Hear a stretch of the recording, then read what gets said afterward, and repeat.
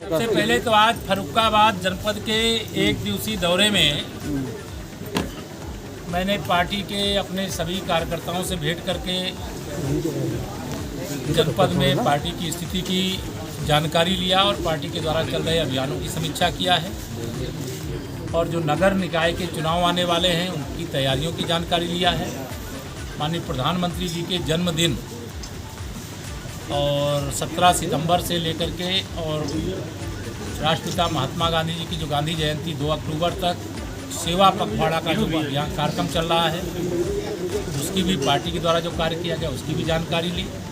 फिर जो हमारे माननीय जनप्रतिनिधिगण हैं उनके साथ बैठक किया और बैठक करके उसमें फीडबैक लिया।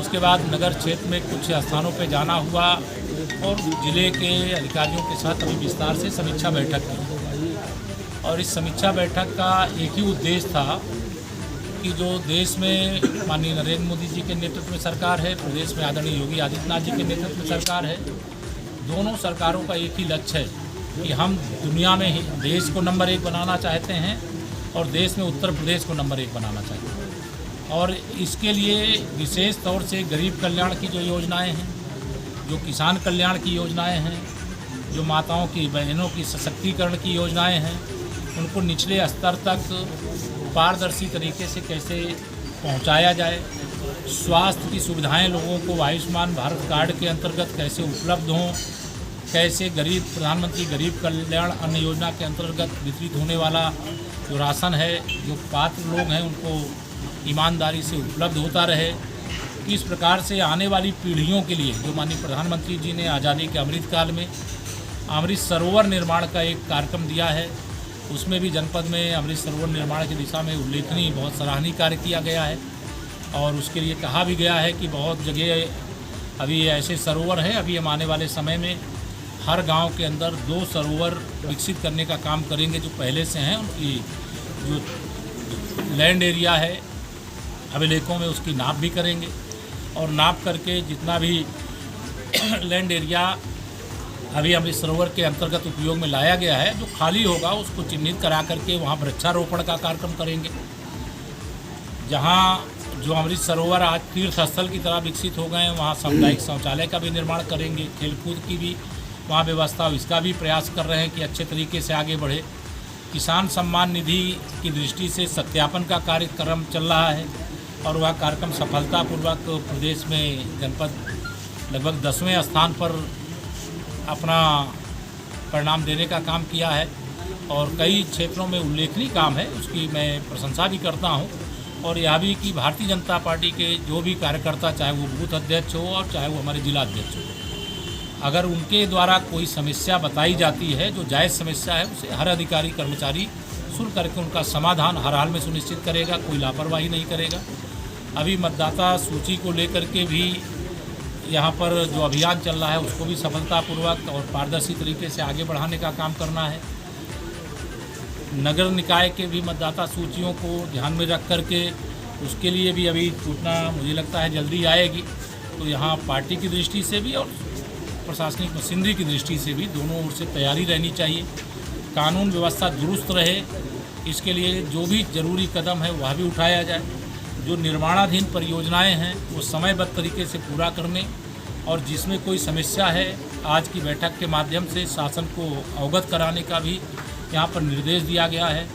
जो लंपी रोग के कारण बहुत बड़ी संख्या में गौवंश इस समय बीमार हैं उनको चिन्हित करके उनको इलाज उपलब्ध कराना और जो इस प्रकार से रोगग्रस्त हैं और छुट्टा हैं उनके लिए एक अतिरिक्त गौशाला को खाली करा करके वहाँ पर ही रोगग्रस्त को रखना और जो अन्य निराश्रित गौवंश है, पशुधन है, उसको भी पकड़ करके गोआश्रय स्थलों पर पहुँचाना जिससे किसानों की फसलों का कोई नुकसान ना हो। जो यहाँ की मंडी है, क्योंकि आलू का सबसे बड़ा केंद्र है और मंडी तक पहुँचने में आने जाने में जो समस्या होती है वह ट्रांसपोर्ट की असुविधा को दूर करने के लिए भी आज बैठक में समीक्षा की गई है। माननीय मुख्यमंत्री जी ने जो एक्सप्रेस वे यहाँ जो लखनऊ आगरा एक्सप्रेस वे है इससे लिंक करने के लिए जो घोषणा की है उसकी भी समीक्षा की गई है और ऐसे विकास के काम की दृष्टि से भी और गरीब कल्याण की योजना की दृष्टि से आज सभी विषयों पर विस्तार से चर्चा हुई। एक सवाल पूछें उससे पहले मैं आपको ज़रूर ये बताऊंगा कि हम नगरीय निकाय के चुनाव में भी शानदार प्रदर्शन करेंगे और भारतीय जनता पार्टी बहुत बड़ी विजय प्राप्त करेगी, ऐसा मेरा पूरा विश्वास है।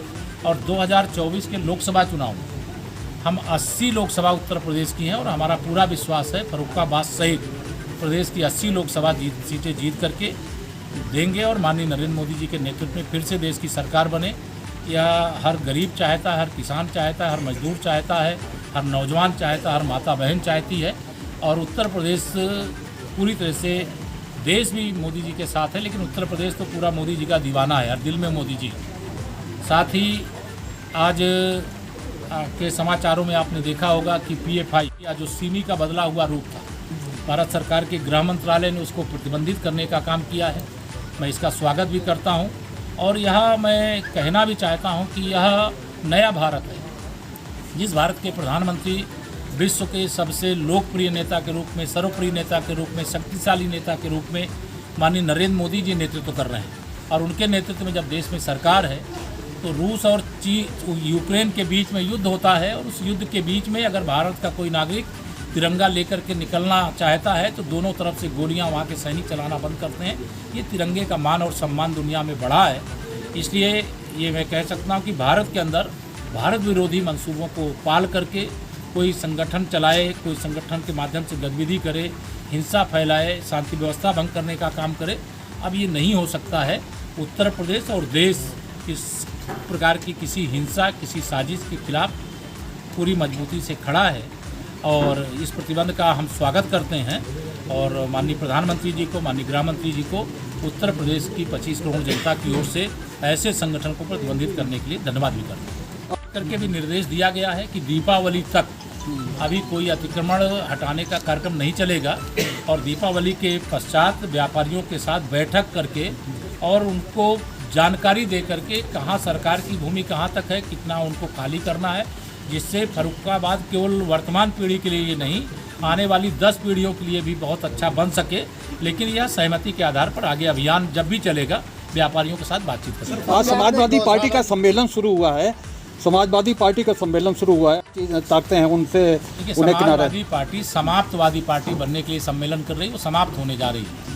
उनके चार जो चुनाव हुए हैं, चाहे लोकसभा 2014, चाहे 2017 विधानसभा, चाहे 2019 का लोकसभा और चाहे 2022 का विधानसभा, उनके दावे, जनता ने उन दावों की हवा निकाल दिया। 4 चुनाव में चारों खाने चित कर दिया। ये इनका कोई अधिवेशन, इनका कोई विजन नहीं है, इनका गरीब कल्याण की कोई योजना नहीं है। इनके पास अपराधी हैं, गुंडे हैं, माफिया हैं, परिवारवाद और जातिवाद की राजनीति करते हैं। सबका साथ सबका विकास की जगह कुछ का साथ और कुछ का विकास करते हैं और इसके लिए न यूपी में कोई उत्तर प्रदेश की जनता तैयार है और न देश की जनता तैयार है। सबका साथ सबका विकास, सबका विश्वास, सबका प्रयास। कांग्रेस परिवारवाद से निकलने जा रही है।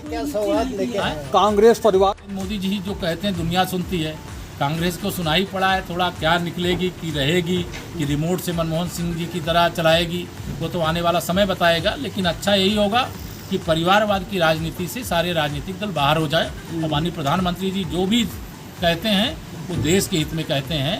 राजनीति में कोई आवे उस पर रोक नहीं है, लेकिन अब ये परिवारवाद और जातिवाद की राजनीति का युग समाप्त हो गया। सर अभी राहुल गांधी भारत जोड़ो यात्रा कर रहे हैं। नहीं, वो भारत जोड़ो यात्रा कर रहे हैं, कांग्रेसी बड़े बड़े जो कांग्रेस छोड़ो यात्रा कर रहे हैं।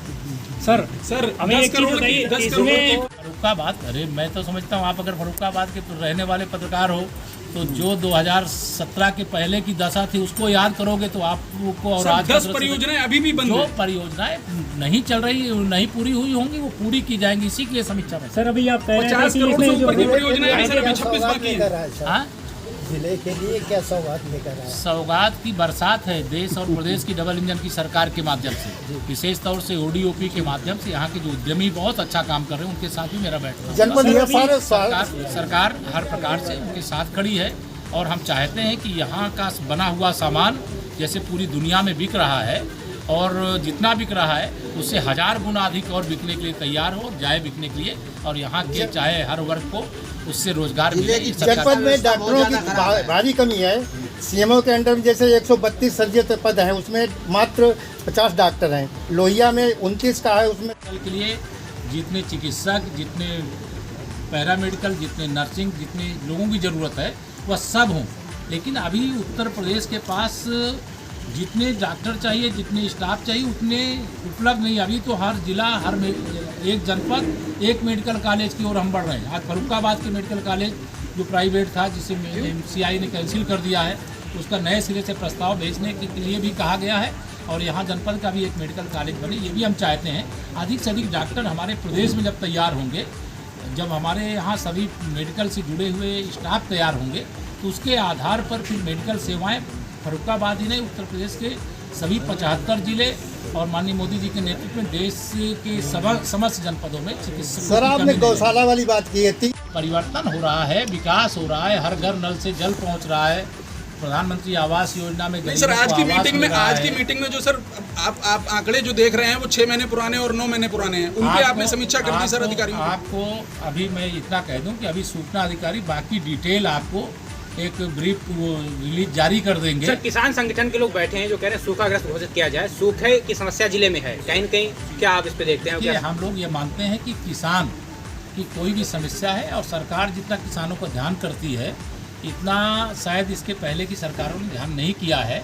प्रधानमंत्री किसान सम्मान निधि हमारी केंद्र सरकार के माध्यम से दिया जा रहा है। किसानों के लिए बीज आपके मुख्यालय पे देने का काम नहीं दे रहे होंगे। धरना लोकतंत्र में धरना PFI को RSS से जोड़कर लगातार काम कर रही है और आगे भी काम करेगी। हम चाहते हैं हर गांव गली तक सारी व्यवस्था। अभी तक उसमें सब किसी का नहीं वगैरह। सबसे बड़ी बात है, कुछ लोग जो है, कुछ दल ये कह रहे हैं कि RSS पे रोक लगाई जाए, तो ये लोग RSS देखिए, देश विरोधी गतिविधि करने वालों के लिए अब इस देश में कोई स्थान नहीं है। PFI पर प्रतिबंध लगाने के फैसले का मैं व्यक्तिगत तौर से भी, सरकार की ओर से भी, उत्तर प्रदेश की 25 करोड़ जनता की ओर से स्वागत करता हूं। कोई भारत में कोई संगठन बना करके सिमी को का नाम बदल करके PFI रख लेगा और उसके आधार पर देश विरोधी गतिविधियाँ चलाएगा, तो देश में सरकार और प्रदेशों में सरकार जो है वो सारी गतिविधियों पर नज़र रखती हैं। PFI पर प्रतिबंध लगना चाहिए था, वो लगाया गया है और ये नया भारत है, माननीय नरेंद्र मोदी जी के नेतृत्व वाला भारत है और इस फैसले का स्वागत है। धन्यवाद।